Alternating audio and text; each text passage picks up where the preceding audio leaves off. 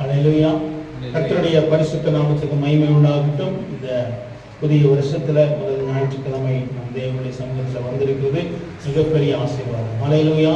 கடந்த நாட்கள்ல இருந்த எல்லாவற்றிலும் கர்த்தர் நமக்கு சுகத்தையும் பலத்தையும் தைரியத்தையும் கொடுத்தார். ஹல்லேலூயா. இந்த வருஷமும் கொடுப்பார். ஹல்லேலூயா. இந்த வருஷம் ஆண்டவர் ஒவ்வொருத்தருக்கையும் ஆண்டவர் ஒவ்வொருவருக்கும் புதிய புதிய காரியத்தை அவர் செய்து கொண்டே தான் இருப்பார். ஹல்லேலூயா. ஏன்னா வசனம் சொல்லுது, காலைதோறுடைய கிருபை புதிதா இருக்குது. ஹல்லேலூயா. புதிய புதிய காரியத்தை, புதிய புதிய பலனை, புதிய திட்டத்தை ஆண்டவர் நமக்கு கொடுத்து கொண்டே தான் இருப்பார். அது முடிவிலே தேவன் கணக்குகளை என்ன செய்வாரு? கேட்பார். கடைசி வரைக்கும் கொடுத்துக்கிட்டே தான் இருப்பார். ஆனா கணக்கு கேட்கும் போது எல்லாத்துக்கும் சேர்த்து நமக்கு கொடுக்கிற ஆண்டவராய் இருக்கிறார். என்ன ரிவார்டு கொடுப்பாரோ அது அவருக்கு தான் தெரியும். ரிசல்ட்டை பொறுத்து என்ன செய்வாரு? ஆனா கேட்கறதெல்லாம் கொடுப்பார். 70 வருஷம் வாழ்க்கையா 70 வருஷம் கொடுப்பார். 80 வருஷம் வாழ்க்கையா 80 வருஷம் கொடுப்பார். ஆனாலும் எல்லாவற்றையும் ஒரு நாள் கர்த்தரிடத்துல நீங்கள் நான் என்ன செய்ய வேண்டியது இருக்குது? கணக்கு ஒப்புவிக்க வேண்டியது இருக்குது. அன்னைக்கு நம்ம யாரையும் குறை சொல்ல முடியாது. நாமளே நம்ம ஆண்டவருக்கு நம்முடைய நியாயத்திருப்பார். எப்படியோ அதை பெற்றுக்கொள்ளணும், அவ்வளவுதான். அந்த இடத்துல எல்லாம் எதுவுமே நடக்காது. ஆனா பூமியில மனம் திரும்பும் பொழுது மன்னிப்பு நடக்கும். நியாயத்திருப்புல மன்னிப்போ எக்ஸ்கியூஸ் கிடைக்காது. ஆனா பூமியில இப்ப கிடைச்சிக்கிட்டு இருக்குது. இப்ப நம்ம ஒரு சந்தர்ப்பம் மனம் திரும்பிடும், சரியா மாத்திக்கணும். என்ன நமக்கு சரியாகையோ அதை மாத்திக்கணும். உடனே மாத்தினோம்னா அதுக்கு கிருபை கிடைக்கும். ஹல்லேலூயா.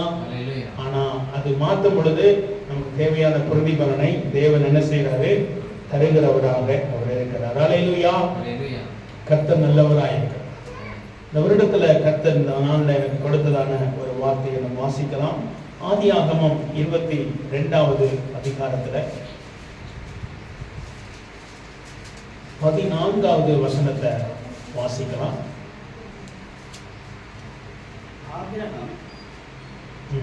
ஆபிரகாம் அந்த இடத்துக்கு யெகோவா ஈரே என்று பெயரிட்டார்.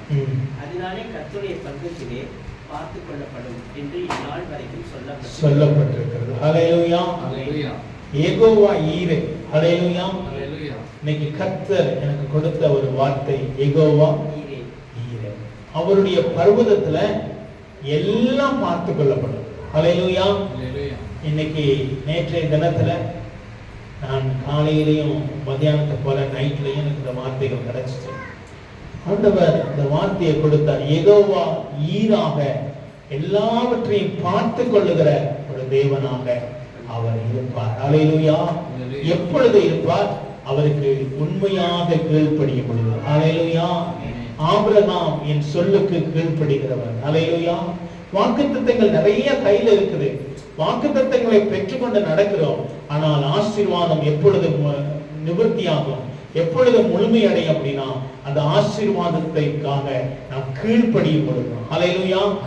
ஆபிரகாம் கீழ்ப்படிந்தார். அப்ப பாத்தீங்க அப்படின்னா ஒரு சோதனைக்குள்ளாக ஆபிரகாமை தேவன் சந்திக்கிறார். வாக்குத்தத்தத்தின் பிள்ளைக்காக ஒரு கடினமான பாதைக்கு நேராக வழி நடத்தினார். ஹல்லேலூயா. ஒரு வாக்குத்தத்தத்தை கொடுத்து தேவன் அழைத்தார். அந்த வாக்குத்தத்தத்தை பெறும்படியாக அநேக சோர்வுகள், பலவீனங்கள், தடுமாற்றங்களுக்கு நேராக ஆபிரகாமும் சாராலும் தன் வாழ்க்கையிலே கடந்து போனார்கள். ஹல்லேலூயா. கடந்து போனாங்களா இல்லையா? நிறைய வாக்குத்தத்தத்தை பெற்றுக்கொண்டு கடந்து வந்தாங்க. ஆனா வாக்குத்தத்தமாகிய அந்த வாக்குத்தத்தத்தை பிள்ளை கிடைக்காத பொழுது எத்தனையோ இடத்துல சோர்ந்து போய் தடுமாறி விழுகிற நேரத்துல கூட கர்த்தர் அவர்களோடு இடைப்பட்டு அவர்களை தூக்கினார். ஹல்லேலூயா. அப்ப கிடைக்கப்பட்ட ஒரு வாக்குத்தத்தத்தின் பிள்ளை தான் யாரு? ஈசாக். ஹல்லேலூயா. இந்த ஈசாக்கை தேவன் இப்பொழுது ஆபிரகாமையும் ஈசாக்கையும் அவர் நேசிக்கிறதான குமாரனை ஒரு சோதனைக்குள்ளாக நடத்துகிற ஒரு நேரத்துக்கு ஆபிரகாமை நோக்கி கூப்பிடுகிறார். ஹல்லேலூயா. உங்க கையில என் கையில கிடைச்ச ஒரு வாக்குத்தத்தம் ஒரு சோதனைக்கு நேராக கடந்து போகும். ஹல்லேலூயா. இந்த வருஷம் நமக்கு ஒரு வாக்குத்தத்தம் கிடைச்சிச்சு. அந்த வாக்குத்தத்தம் என்ன செய்யப்படுதுன்னா விசுவாசத்தினால அக்கினிக்குள்ளாக அது சோதனைக்குள்ளாக கடந்து போகும். ஹல்லேலூயா. அந்த வாக்குத்தத்தம் பெறும் பொழுது ஆபிரகாமும் ஈசாக்கும் ரொம்ப சந்தோஷமா புறப்பட்டு என்ன செஞ்சாங்க? மனைவியை கூட்டிட்டு எல்லாத்தையும் விட்டுட்டு ஆண்டு சொன்னாரு, நீயும் உன் மனைவியும் நான் சொல்லுகிற இடம் வரைக்கும் நீங்க என்ன செய்யுங்க, வாங்க, அப்பொழுது இந்த ஆசீர்வாதம் எல்லாம் தருவேன்னு சொல்லி கூட்டிட்டு வந்தாங்க. அவங்களும் நம்பி கொஞ்சம் தூரம் வந்து பார்த்தாங்க. வாக்குத்தத்தத்தை என்ன செய்யல, அவங்க எதிர்பார்த்த ஆசீர்வாதம் நிறைவேறாத ஒரு காலகட்டம். சோதனைக்கு நேராக, விரக்திக்கு நேராக, மாம்சத்துல எதையாவது யோசித்து வேற எதையாவது பண்ணிடலான்னு ஒரு இடத்துக்கு கூட ஆபிரகாம போனாங்க, சாராலும் போயிட்டாங்க இல்லைங்களா? ஆபிரகாம் ஆண்டுகிட்ட கேட்கிறாங்க, என் வீட்டு வேலைக்காரன் இருக்கிறான், அவனை நான் என்ன செய்யறேன், நான் சுதந்திரவாளியா நான் ஏற்றுக்கொள்கிறேன். சாரால் அம்மா சொன்னாங்க, என் வீட்டுல ஒரு அடிமை பெண் இருக்கிறா, அவன் நிமித்தம் என் வாழ்க்கை என்ன செய்யும். அதுக்கு முன்னாடி ஒரு வார்த்தையை பெற்றுக்கிட்டு தான் வர்றாங்க. ஆனா அந்த வார்த்தையை பெற்று ஆசீர்வாதத்தை பார்க்கறதுக்கு முன்னாடி நிறைய சோதனை, போராட்டம், பிரச்சனைக்குள்ளாய் கடந்து போனாங்க. ஈஸியா எழுதப்பட்டிருக்குது. ஆனா ஆபிரகாமுக்கும் சாராளுக்கும் குடும்பத்துல நடக்கிற பிரச்சனை அவங்களுக்கு தான். அதனாலதான் இந்த முடிவுக்கெல்லாம் வந்திருக்கிறாங்க. சில நேரம் நம்ம குடும்பத்துல நடக்கிற பிரச்சனை தான் வேற ஒரு முடிவுக்கு என்ன செய்யும். ஆனாலும் ஆண்டவர் அங்க இடைப்பட்டு சொல்றாரு, வாக்கு தத்துவம், நான் கொடுக்கிற வாக்கு தத்துவம் நிச்சயமாக நிறைவேறும். ஹல்லேலூயா. அப்ப அந்த வாக்கு தத்துவம் சோதனைக்கு நேராக ஆண்டவர் கொண்டு போவார். ஹல்லேலூயா. அதுல நம்மளை சோதிப்பார். வாக்குத்த கையில கொடுத்து சும்மா ஒரு பிளஸிங் என்ன செய்யாது, நமக்கு வரவே வராது. ஒரு சோதனையிலே நாம் நிலைத்து நிற்க வேண்டும் என்று சொல்லி ஆண்டவர் எதிர்பார்க்கிறார். ஹல்லேலூயா. உங்களுக்கு கிடைச்ச சோதனையில கர்த்தர் என்ன செய்வாரு, வாக்கு தத்தத்துல சோதனை கொடுத்து நீங்க நினைச்சிருக்கீங்களா அப்படின்னு உங்களை பார்ப்பாரு. நீங்க நினைச்சிருக்கீங்களா, இல்ல முறுமுறுக்கிறீங்களா, இல்ல வேற ஏதாவது ஐடியா பண்றீங்களா அப்படின்னா அது அதுக்குரிய பிரதிபலன் அதை போல கிடைக்கும். ஆனா ஆபிரகாம பெற்றுக்கொண்ட வாக்குத்தத்தின் பிள்ளைய பெற்றுக்கொண்டுட்டாங்க. அந்த வாக்குத்தத்தம் பெறப்பட்டதே போராடி ரொம்ப கஷ்டத்துல, எல்லாமே முடிஞ்சு போன நேரத்துல ஆண்டவர் மறுபடியும் வந்து, அடுத்த வருஷம் இந்நேரம் நான் வரும்பொழுது உங்களுக்கு ஒரு குழந்தை என்ன செய்வேன். அதே போல நம்முடைய வாழ்க்கையில எத்தனை வாக்குத்தத்தம் எல்லாம் முடிஞ்சு போன ஒரு நேரமா நீங்க இப்ப உட்கார்ந்து இருந்தாலும் ஆண்டு சொல்றாரு, யெகோவா ஈரே, அவர் பார்த்துக் கொள்வார். ஹல்லேலூயா. விசுவாசிக்கிறீங்களா? இந்த வார்த்தை உங்களால நம்ப முடியுதா? நீங்க நம்ப, ஏன்னா இது தேவ வார்த்தை. ஹல்லேலூயா. என் வாழ்க்கைக்கும் இந்த வார்த்தை தான், என்னுடைய ஊழியத்துக்கு இந்த வார்த்தை தான், என்னுடைய குடும்பத்துக்கு இந்த வார்த்தை தான். அவர் பார்த்துக் கொள்வார். இந்த வருடம் முழுவதும் ஆண்டவர் நம்மளை பார்த்துக் கொள்வார். ஹல்லேலூயா. யெகோவா ஈராக ஆண்டவர் நமக்கு துணை இருப்பார். ஹல்லேலூயா. நம்முடைய தேவைகளை சந்திக்கிறவராக அவர் நம்மளை பார்த்துக் கொள்வார். ஹல்லேலூயா. நம்மளை வழிநடத்துகிற தெய்வமாக, நமக்கு சுகம் கொடுக்கிற தெய்வமாக, நம்முடைய மேய்ச்சலிலே கண்டடைகிற தெய்வனாக இந்த யெகோவா ஈரே ஆண்டவர் நம்மளோடு கூட இருப்பார். ஹல்லேலூயா. யெகோவா ஈரேன்னு என்ன அர்த்தம்? கர்த்தர் எல்லாத்தையும் பார்த்துக் கொள்வார். ஆபிரகாமையும் மகனையும் கூப்பிட்டு சொல்றாரு, ஆபிரகாம் சொல்றார், உன் மகனை இந்த மலையில போய் பலியிடு அப்படின்னு அவர் சொல்றார். அதை ஏற்றுக்கொண்ட ஆபிரகாம் மகனை பலியிடும்படியாக மகனோடு கூட வேலைக்காரர்களை கூட்டிக்கிட்டு ஆபிரகாம் போகிறார். கொஞ்ச தூரம் மலை பக்கம் வந்த உடனே வேலைக்காரர்களை நிறுத்திட்டு இந்த மகனும் ஆபிரகாமும் கடந்து போகிறார்கள். ஹல்லேலூயா. பலி செலுத்தும்படியாய் போகிறார்கள். மகனுக்கு நிச்சயமா தெரியும், அப்பா விறகு சில பொருள் எல்லாம் கொண்டு வந்திருக்கிறாரு, தேவனுக்கு பலி செலுத்த எங்க அப்பா ரெடி ஆயிட்டாருன்னு. இந்த ஆபிரகாமுக்கு வாழ்க்கையில நடந்தது போல ஈசாக்குக்கு நல்லா தெரியும். அதனாலதான் ஈசாக்கு போற வழியில கேட்கிறாரு, என்னப்பா வேலைக்காரர்களை கொஞ்சம் நிறுத்திட்டீங்க, இப்ப நீங்கள் நானும் மட்டும் தான் போய்கிட்டு இருக்கிறோம், ஏன் நான் என்ன சுமந்துட்டு வர்றேன், நான் விறகு என் தலையில இருக்குது, ஆனா நீங்க என்ன செய்ய போறீங்கன்னு எனக்கு தெரியுது, நீங்க பலி செலுத்த போறீங்க ஆண்டவருக்கு. இந்த பலியை செலுத்துவதற்கு விறகு இருக்குது, என்ன இல்லை, ஆடு இல்லை. நீங்கள் நானும் சில நேரம் வாக்குத்தத்தம் பெற்றுக்கொண்ட பொழுது ஆண்டவர் நம்மளுடைய வழி நடத்தி இருக்கும்போது நம்ம மனசு சொல்லும், ஆண்டவர் இப்படி சொன்னாரே, ஆனா இது என் கையில இல்லையே, ஆனா அதுல ஏதோ ஒரு வழிமுறை நாம அப்படின்றத நமக்கிட்டே சில நேரம் கொடுத்துருப்போம். தைரியமாயிரு, விசுவாசமாயிரு, நம்பிக்கையாரு, சரியாப்போ. சில நேரம் நம்ம கையில தான் இருக்கும், அது நம்ம கண்ணுக்கே தெரியாது, நாம தான் அப்படின்னு சொல்லிட்டு. ஹல்லேலூயா. ஆண்டவர் நம்மளை கொண்டு நம்மளை ஒரு சோதனைக்கு நேராக நம்மளை கொண்டு போவோம். நான் பலனோடு இருக்கிறேனா, நான் தைரியத்தோடு இருக்கிறேனா, நான் விசுவாசிக்கிறேனா, கர்த்தரை நம்புறேனா அப்படின்ற ஒரு இடத்துல கர்த்தர் நம்மளை நடத்தி கொண்டு போவார்.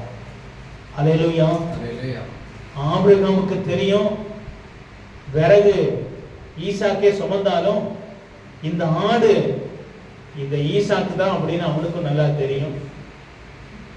ஆனாலும் அப்பா கிட்ட கேட்கிறாரு, அப்பா பலி செலுத்துவதற்கு ஆடு எங்க இருக்கு? ஆபிரகாமுக்கு தெரியும், என் மகனை பலி செலுத்த என் ஆண்டவர் சொல்லிட்டான் அப்படின்னு சொல்லிட்டு.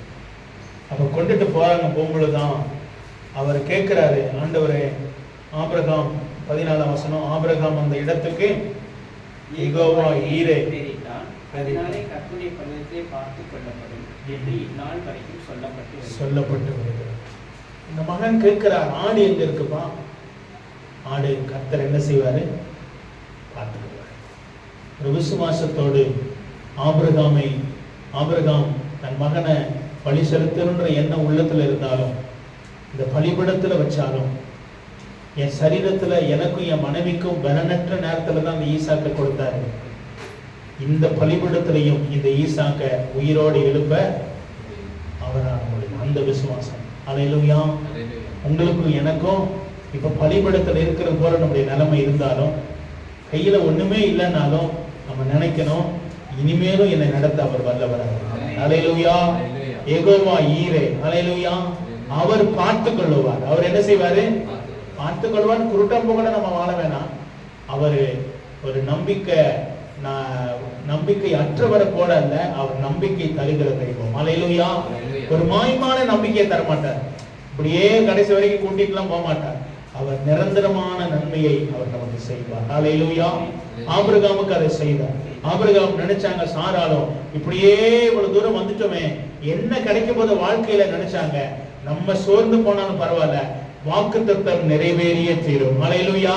அதை நிறைவேறுகிற நேரத்துல நாம் இருப்போமா? அதை சுதந்திரிப்பதற்கு நம்ம தயாரா இருப்போமா?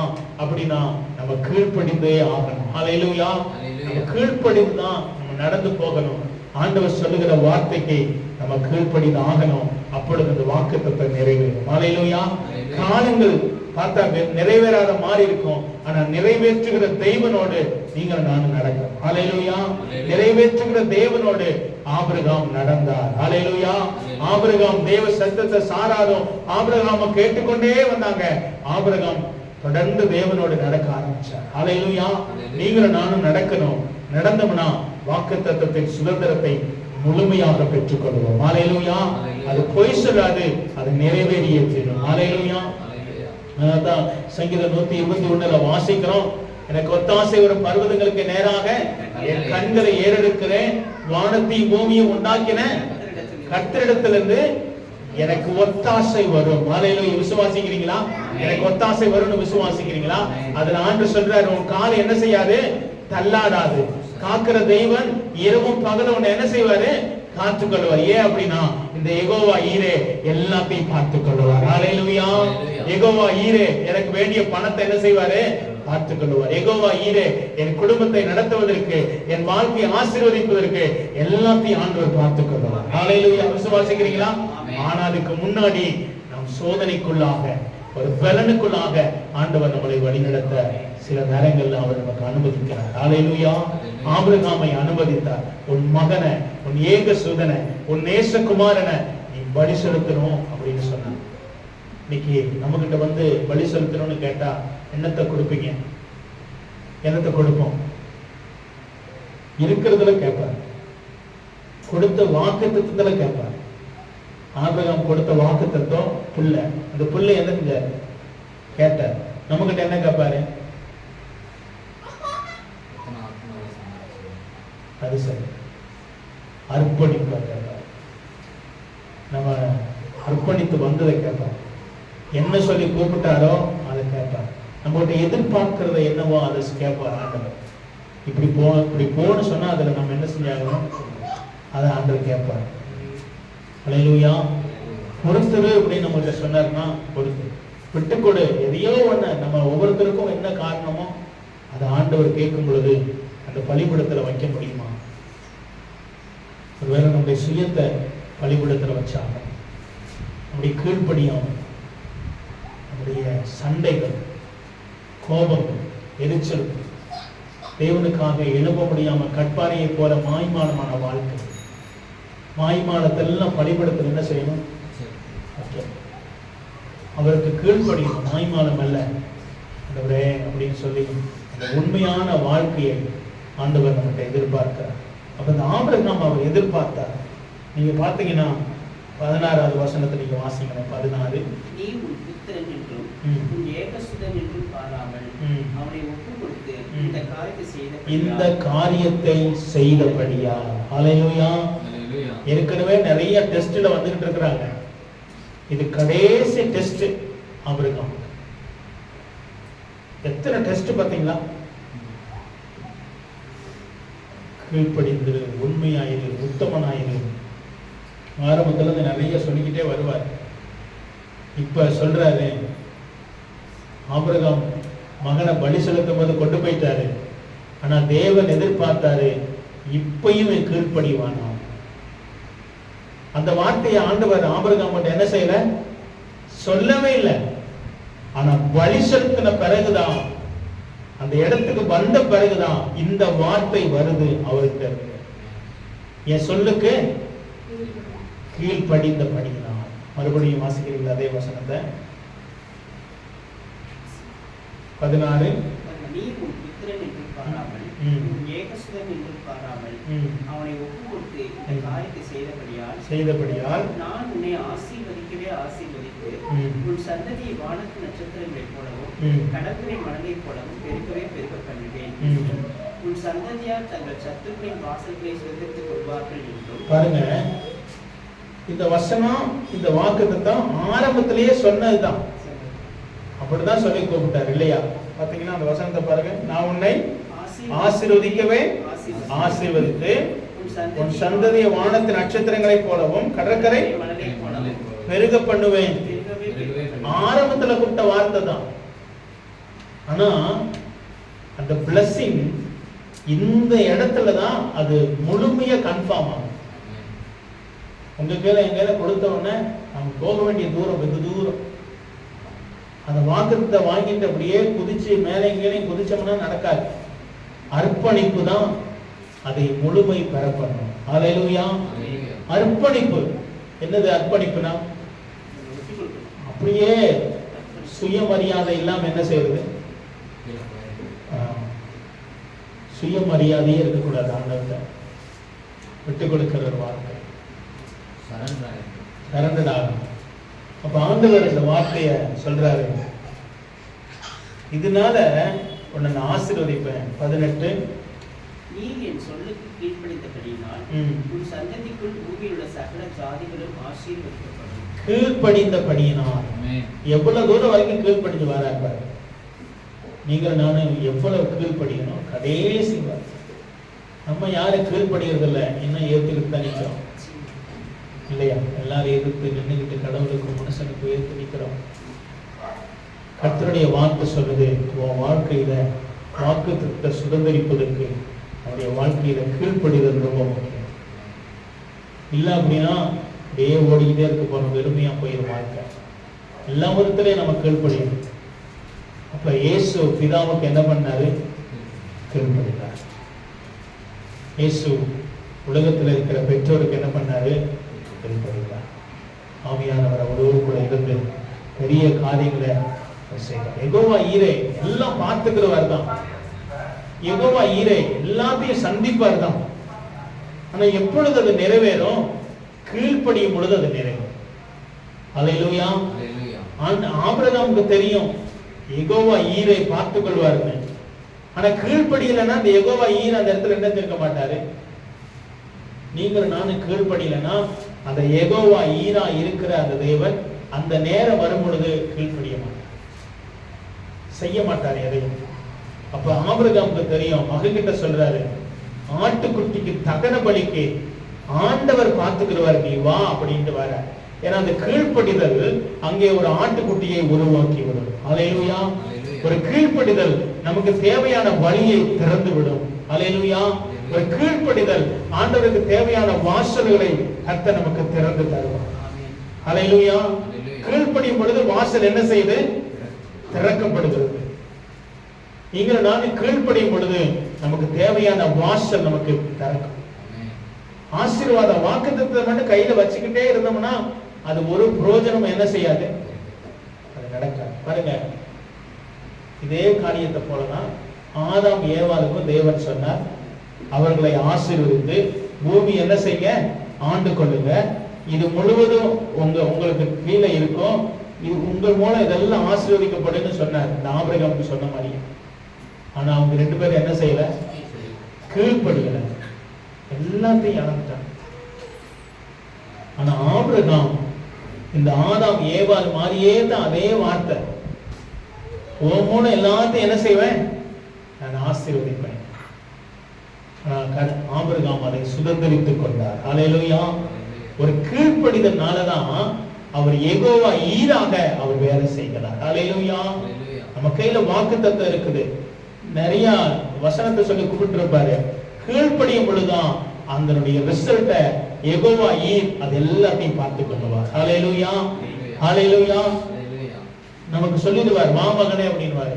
கீழ்ப்படியும் பொழுதுதான் அடுத்த வாசல் நமக்கு தரும், அடுத்த வழி நமக்கு தருகிறது. நிறைய இப்ப உதாரணத்துக்கு சொல்றேனே, நிறைய ஆட்களை தந்து ஆசீர்வதிப்பேன்னு சொல்லிட்டாரு. ஆனா வாக்குத்தத்தை கையில கிடைச்சிருச்சு, அது கீழ்ப்படியாமையே போனோம்னா அது ஒரு நாள் என்ன செய்யாது, வாக்குத்தத்தை கிடைச்சிருச்சு, அதுக்காக எல்லாம் நடத்தணும்னு அர்த்தம் இல்லை. கீழ்ப்படியும். ஹல்லேலூயா. சரண்டர் ஆயிரும், பணிபடுத்தல வைக்கணும். அப்பொழுது அது பணி செலுத்தப்படும் பொழுது அங்கே தேவன் கீழ்ப்படிதல் மூலமாய் அதே வாக்குத்தத்தத்தை அவர் பிளஸ் பண்ணுகிறவராய் இருக்கிறார். ஹல்லேலூயா. வாக்குத்தத்தம் என்ன செய்யப்படணும், பிளஸ் பண்ணப்படணும். வாக்குத்தத்தம் கையில கிடைச்சிருச்சு, ஆனா அந்த வாக்குத்தத்தம் ஆசீர்வதிக்கப்படணும். அந்த வாக்குத்தத்தத்தை ஆசீர்வதிக்கலனா அவர் யெகோவா ஈராக நீங்கள நானும் பார்க்க முடியாது. எல்லாத்தையும் பார்த்துக் கொள்வார் அப்படின்னு நம்ம பார்க்க முடியாது. ஒன்னையுமே பார்த்துக்காத மாதிரி தான் நமக்கு அப்புறம் வாழ வேண்டியது.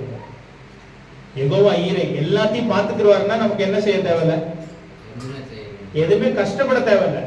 ஆனா அவர் பார்த்து காட்டி எல்லாமே நம்ம தான் பார்க்கணும். அப்ப எல்லாமே நம்ம பார்த்தோம்னா நம்ம தகுதிக்கு முடியாது இல்லைங்களா? எல்லாமே நம்ம தகுதிக்கு நம்மளால எல்லாத்தையுமே செய்ய முடியாது, அவர் தான் செய்ய முடியும். ஹல்லேலூயா.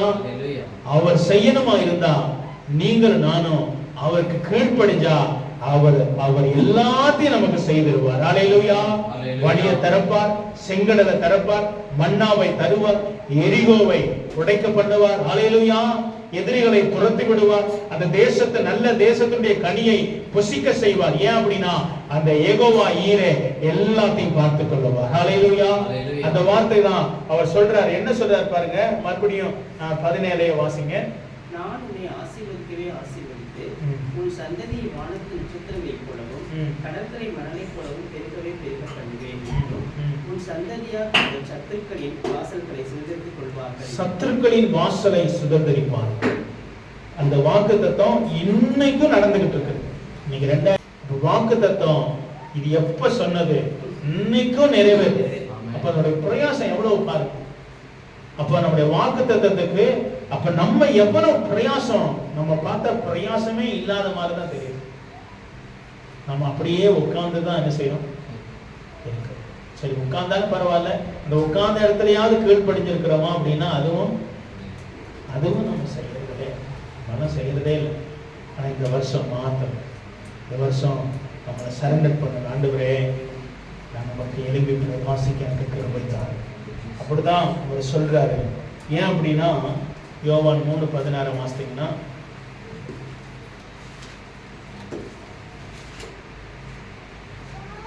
மனப்பாடமா தெரியும். யோவான் 3:16, தேவன் தம்முடைய ஒரே பேரான குமாரனை விசுவாசிக்கிறவன் எவனோ அவன் கெட்டு போகாமல் நித்திய ஜீவனை அடையும்படிக்கு அவரை தந்தருளி இவ்வளவாய் உலகத்தில் அன்பு கொடுத்தார்.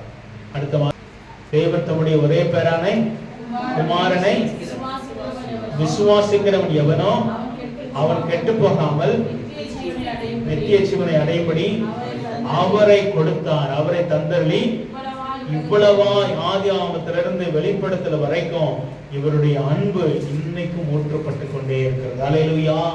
அவருக்கு நித்திய ஜீவனை வாக்கு பண்ணியிருக்கிறார். அல்லேலூயா. நித்திய ஜீவனை பெற்றுக்கொள்வதற்காக இயேசு கிறிஸ்து தன்னை முழுவதுமாக சிலுவையிலே அர்ப்பணம் பண்ணினார். அல்லேலூயா. எந்த எதிர்பார்ப்பும் இல்லாமல் முழுவதுமாய் சரண்டர் பண்ணினார், முழுவதுமாய் அவர் கீழ்ப்படிந்தார். அந்த வாக்குத்தத்தம் நிறைவேறினது. அல்லேலூயா. இன்றைக்கும் இயேசு கிறிஸ்துவுக்குள்ளாக இந்த யெகோவா ஈரா இருக்கிற தேவன் இன்றைக்கும் கிரியை செய்து கொண்டிருக்கிறார். அல்லேலூயா.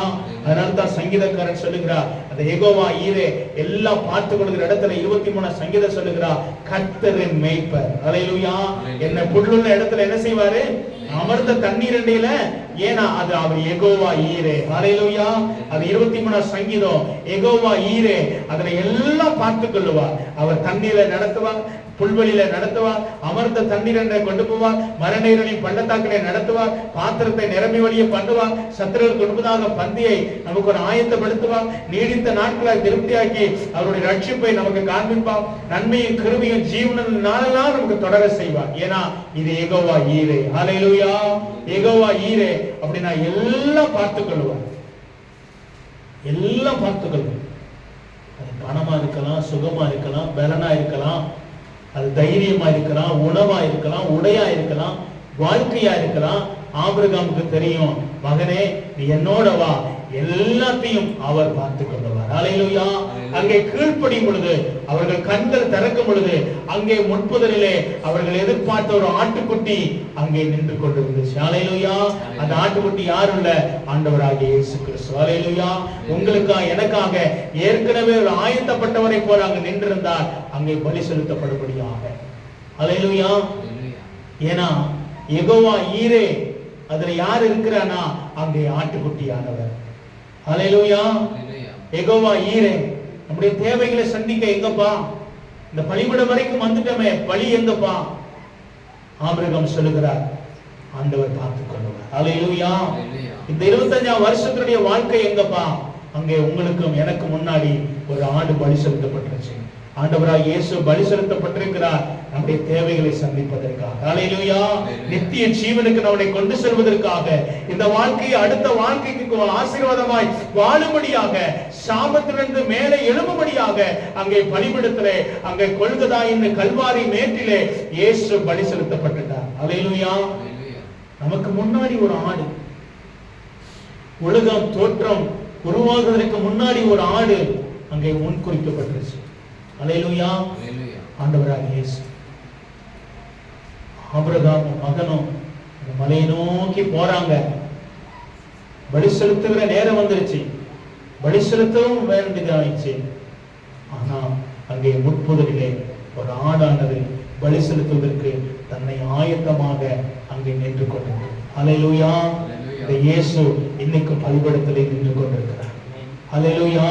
இந்த முழு உலகமும் ரட்சிப்புக்கு ஏதுவாக அவர் நித்திய ஜீவனை கொடுக்கும்படியாக இந்த கல்வாரியின் சிலுவையிலே, கொல்கதா மேட்டிலே இயேசு தன்னை முழுவதுமாக அர்ப்பணித்தவராய் அவர் ஜீவனை கொடுக்க அவர் தன்னை முழுவதுமாக அர்ப்பணித்தார். அதுலதான் யெகோவா ஈரே. அல்லேலூயா. அவர்கிட்ட வரும் பொழுது அவர் எல்லாத்தையும் பார்த்துக் கொள்கிறார். என்ன எல்லாத்தையும் பார்த்துக் கொள்கிறார்? சாபம் அதிலே நீங்குகிறது, பயம் அதிலே நீங்குகிறது, மரணம் அதிலே நீங்குகிறது, வியாதி அதிலே நீங்குகிறது, தற்கொலைகள் அதிலே மாறுகிறது. ஏன்னா யெகோவா ஈரா இருக்கிற தேவன் இயேசு கிறிஸ்துவுக்குள்ளாக இருந்து அந்த ஜீவனை கொடுத்து கொண்டிருக்கிறார். அல்லேலூயா. ஏன் அப்படின்னா அந்த கொல்கதாவின் மேட்டிலே உங்களுக்காக எனக்காக கல்வாரி சிலுவையிலே அங்கே முற்புதலிலே மாட்டிக்கொண்டிருந்த ஒரு ஆடானது இங்கே சிலுவையிலே தன்னை முழுவதுமாய் தொங்கிக் கொண்டிருக்கிறது. அல்லேலூயா. அங்கே பலி செலுத்தப்பட்டிருச்சு. அதுல யெகோவா ஈர் இருக்கிறார். அல்லேலூயா. அதுல யெகோவா நிசி இருக்கிறார், அதுல யெகோவா ரூபா இருக்கிறார். இல்லையா? இயேசு கிறிஸ்துவுக்குள்ள எல்லாமே என்ன செய்து அவர் வெற்றியை தருகிறவர். யெகோவா ஷாலோம் சமாதானத்தை தருகிறவராயிருக்கிறார். எல்லாத்தையும் இயேசு கிறிஸ்துவுக்குள்ளாக இருக்கிறது. ஆனா சுதந்திரிப்பதற்கு நமக்கு இன்னும் கீழ்ப்படிதல் இல்லாமல் இருக்கிறது. ஆபிரகாம் கீழ்ப்படியும் பொழுது வாக்குத்தத்தம் முழுவதையும் வருங்கால சந்ததிக்கு சுதந்திரித்துக் கொண்டார். ஹல்லேலூயா. நீங்களும் நானும் சுதந்திரிப்பதற்கு வருங்காலத்துக்கு நம்ம கையில தான். வருங்காலம் ஆசீர்வாதத்தை பார்க்கணுமா இருந்தா நீங்களும் நானும்